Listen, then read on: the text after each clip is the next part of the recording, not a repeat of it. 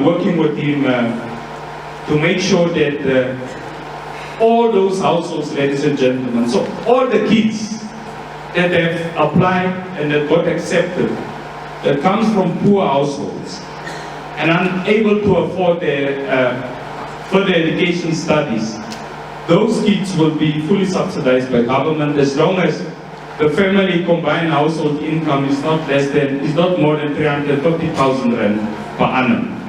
Alright, so that's a message for our parents. But of course, there's those households which receive combined household income of more than 350,000 rand per annum. You know, those people that have money. But if your child is amongst the graduates, have applied, got accepted, and you don't qualify for NSFAS, our commitment today with the National Youth Development Agency, you have heard they also have what we call the Solomon Mastango Scholarship. You have heard about it, eh?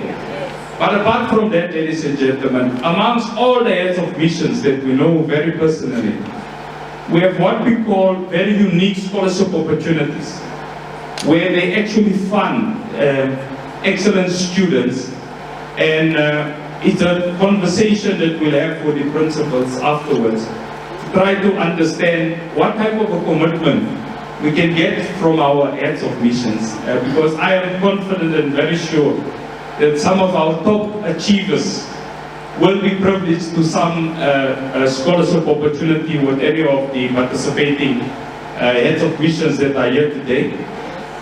Ladies and gentlemen, as I conclude, we expect all of you, especially our young kids, to actually multiply. We want to see a better society tomorrow than what we have today. We want to see more smart children coming from townships.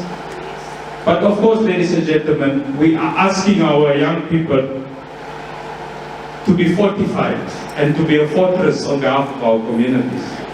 The worst thing that can happen is that when our young kids become part of the poverty-stricken communities from which they have been produced, the dream to all of our young people is to be the voice of the hopeless, to be the voice of the jobless, and to make sure that we make poverty, ladies and gentlemen, a reality of yesterday.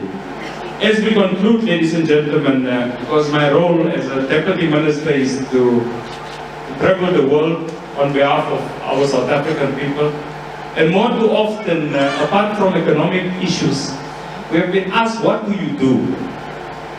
What do you do apart from getting investments, apart from ensuring that with a number of embassies we work on what we call cross-pollination. Cross-pollination, ladies and gentlemen, is just a fancy English word, where you have a bee that goes from flower to flower and try to enrich the different flowers. But we have a commitment today from Ukraine to our schools here, and I'll obviously ask the Ukrainian representative just to come up here, just to do the commitment. Can we give a round of applause?